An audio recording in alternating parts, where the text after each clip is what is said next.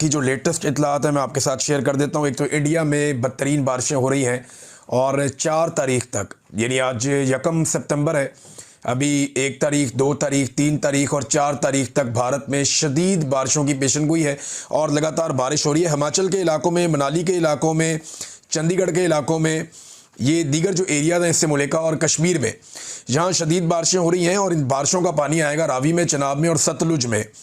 2 ऐसे डैम्स हैं भारत के जिनके दरवाजे पूरी तरह भारत ने खोल दिए हैं, यानी पानी बगैर किसी रुकावट के आएगा। इसमें एक भारत का भाखरा डैम है।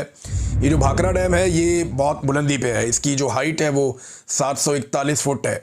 ये शायद भारत का सबसे बुलंद डैम यही है। तो यहाँ से पानी बहुत फ्लो के साथ बहुत तेज़ी से पाकिस्तान की तरफ आएगा और ये पानी दाखिल होगा दरियाए सतलुज में। और इसके अलावा जो नंगल डैम है वहाँ से भी दरवाजे खुले हैं और पानी वहाँ से भी बगैर किसी रुकावट के पाकिस्तान में दाखिल हो रहा है। तो अगले 3 से 4 दिन भारत में शदीद बारिशें हैं और कुछ ऐसे डैम्स हैं जिनके दरवाजे डैमेज हुए हैं या टूट गए हैं। अब वहाँ पे पानी के फ़्लो को नहीं रोका जा सकता, तो पानी पाकिस्तान में बहुत तेज़ी से आएगा। फिर पाकिस्तान की हुकूमत या ब्यूरोक्रेसी बाद में ये कहते हैं, बहाने बनाते हैं कि हमें पता नहीं था, तो हम वक्त से पहले आगाह कर रहे हैं। और ये सोशल मीडिया की कामयाबी है, डिजिटल मीडिया की मेहरबानी है कि उन्होंने भारत से आने वाली एक एक रिपोर्ट पाकिस्तान में पहले आगाह किया। क्योंकि देखें, सोशल मीडिया का दौर है, भारत के अंदर भी लोग सोशल मीडिया इस्तेमाल करते हैं। वो वहाँ से वीडियोस बनाते हैं, बताते हैं यहाँ पे तो ज्ञानी आ गई, हम इस इलाके में मौजूद हैं, इस जगह पे मौजूद हैं, और वहाँ से हमारे लोग देखते हैं और वो फिर सोशल मीडिया पे आगाह करते हैं कि ये पानी का रैला आ रहा है। अब गूगल के ऊपर मैप अवेलेबल है कि ये रैला किस तरफ आना है, सबको आइडिया हो जाता है। और वो जो पानी पाकिस्तान में दाखिल होता है तो उससे पहले डिजिटल मीडिया इन्फॉर्म करता है, क्योंकि पाकिस्तान की हुकूमत और पाकिस्तान के जो इदारे हैं ये तो ऐसा लगता है डिनाइल में है, और ये तो ये मानने के लिए तैयार नहीं थे पहले कि कोई बड़ा फ्लड आया या कोई नुकसान हो रहा है। अब इन्होंने नए नए बयानियाँ बनाना शुरू कर दिए, लेकिन सिचुएशन मैं आपको बता रहा हूँ वो ये है कि हिमाचल से और मनाली से शदीद बारिशों के बाद अगले 4 दिनों में एक बड़ा रैला पाकिस्तान में, यानी ये पूरा वीक है, ये बड़ा ख़तरे वाला है और इसमें पानी पाकिस्तान में दाखिल होता रहेगा। तो जो ख़तरा रहेगा पाकिस्तान में वो आपके कसूर से लेके बहावलपुर तक के इलाके, ये तमाम शहर ख़तरे में रहेंगे। जंग की सूरत हाल मैं पहले भी रिपोर्ट कर चुका हूँ कि वहाँ पे सबसे ज़्यादा देहात डूब गए हैं और गलत जगहों से बंद तोड़े गए हैं कुछ लोगों की ज़मीनें बचाने के लिए।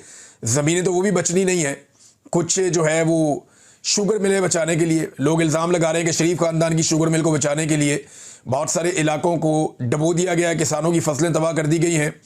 तो कपास का, चावल का, गन्ने का ये बहुत नुकसान हुआ, सब्जियों का भी बहुत नुकसान हुआ।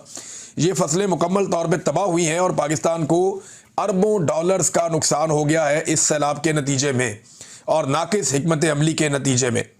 नाज़रीन, हुकूमत ने 2 बयानियाँ दी हैं अब तक, यानी आप गौर से सुने ना तो हुकूमत के कुछ लोग बैठते हैं और बैठ के ये कहते हैं कि भारत ने अभी जारहियत कर दी, अचानक भारत ने पानी छोड़ दिया और हमें पता ही नहीं चला, हमें अंदाज़ा ही नहीं हुआ कि ये क्या होगा और भारत की वजह से हम फंस गए। एक तो वो ये कहते हैं। दूसरे हुकूमत के लोग ये कहते हैं नहीं नहीं, भारत ने पानी नहीं छोड़ा, भारत, हमें तो 6 महीने से पता था, हम तो 6 महीने से तैयारी कर रहे थे, हमें तो आइडिया था कि मानसून में क्या होना है, हमने तो सारे इदारे अलर्ट पे लगाए हुए थे।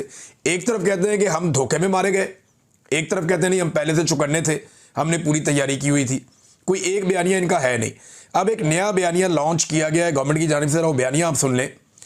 और ये अडयाला जेल भी जाते हैं सहाफ़ी जिन्होंने ये बयानिया लॉन्च किया है। दावा किया जा रहा है कि भारत का डैम भरने का डाटा वाज़े तौर पर बता रहा है कि भारत ने इंडस वाटर ट्रीटी की जो SOPs है उसकी वाज़े खिलाफ वर्जी की है और डैमों में गुंजाइश से ज़्यादा पानी ज़ख़ीरा करके पाकिस्तान की तरफ छोड़ा है और डैम भरने का डाटा पाकिस्तान से शेयर नहीं किया। माहिरीन के मुताबिक ये अमल एक्ट ऑफ वार है। अब देखें, इसी एक छोटी सी 3 लाइनों का ट्वीट जो इनको लिख के दिया गया या इनको ये मिस इन्फॉर्मेशन दी गई, उसी में चंद सवालात पैदा हो जाते हैं ना। हम इस पर रिसर्च कर रहे थे, मेरी टीम, तो उन्होंने 5 सवाल तो वहीं पे निकाल दिए थे। पहला सवाल तो ये है कि वो कह रहे हैं कुछ मीडिया रिपोर्ट्स के मुताबिक, कौन सी मीडिया रिपोर्ट्स हैं जनाब, पहले तो वो शेयर कर लें आप।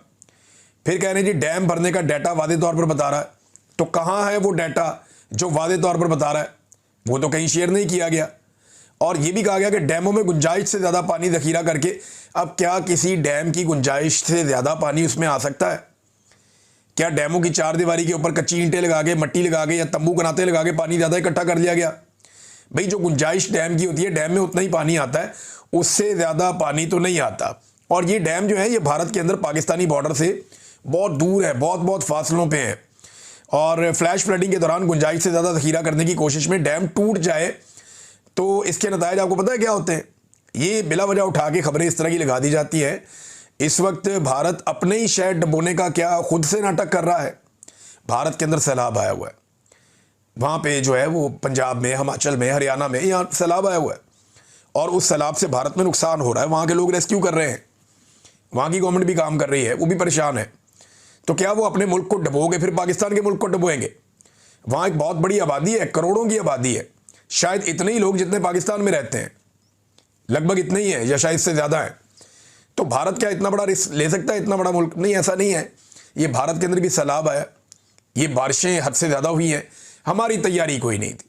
हमें लगता था कि रावी से कभी पानी आना ही नहीं, हमें लगता था सतलुज में कभी पानी आना, तैयारी नहीं करते ना कभी, हमने कभी तवज्जो ही नहीं दी इन बातों की तरफ।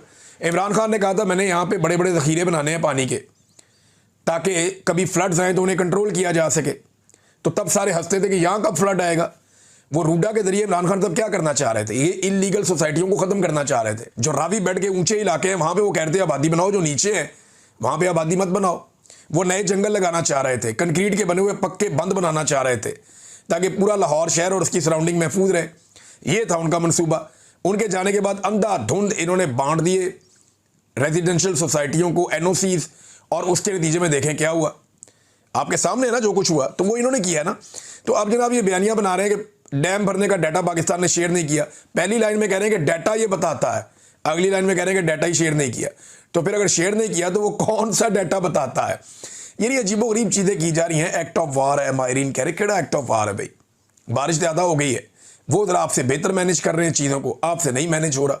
उन्होंने बेशुमार डैम बना के पहले ही पानी जमा किया हुआ था, अब वो पानी निकाल रहे हैं और आपको तकलीफ हो रही है। मैं ये नहीं कह रहा कि भारत पाकिस्तान के साथ कोऑपरेट कर रहा है, मैं ये कह रहा हूं कि पाकिस्तान के साथ कोऑपरेट नहीं कर रहा। भारत से आप क्या उम्मीद करेंगे? अच्छे की उम्मीद आप उनसे कैसे कर सकते हैं? अभी आपने उनके तैयारे गिराए तो वो आपको प्रसाद तो खिलाएंगे नहीं।